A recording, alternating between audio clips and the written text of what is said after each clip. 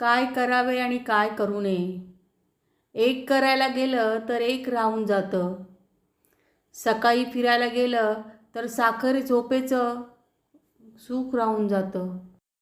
शांततेने पेपर वाचू लागलो तर पूजा प्राणायाम राहून जातो. दोन्ही साधायचा प्रयत्न केला तर नाश्ताच राहून जातो. धावपळ करत सगळं केलं तर आनंदच हरवतो.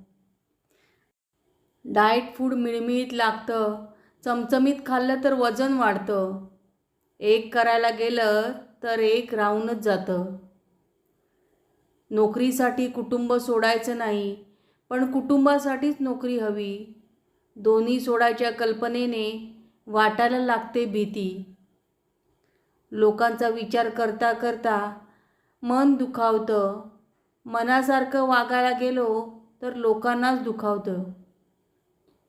एक करायला गेले की एक राहूनच जातं. घाई गडबडीने निघालो तर सामान विसरते. सावकाश गेलो तर उशीर होण्याची भीती वाटते. सुखात असलो की दुःख संपतं आणि दुःखात असलो की सुख जवळ फिरकत नाही. एक करायला गेलं की एक राहूनच जातं.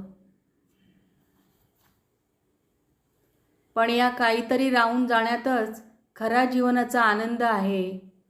काहीतरी मिळाल्याचे समाधान आहे.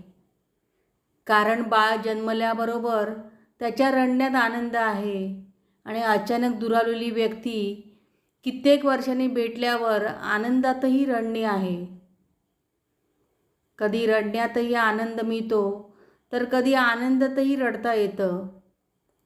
ज्याला या कुठल्याच गोष्टींचे काही विशेष वाटत नाही तो माणूसच नाही तर यंत्रच आहे. म्हणून आनंदाने भरभरून जगून घेऊया. आजचा दिवस आहे तो आपला आहे.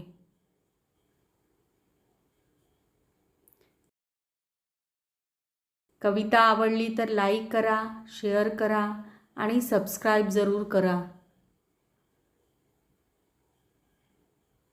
धन्यवाद. श्री स्वामी समर्थ.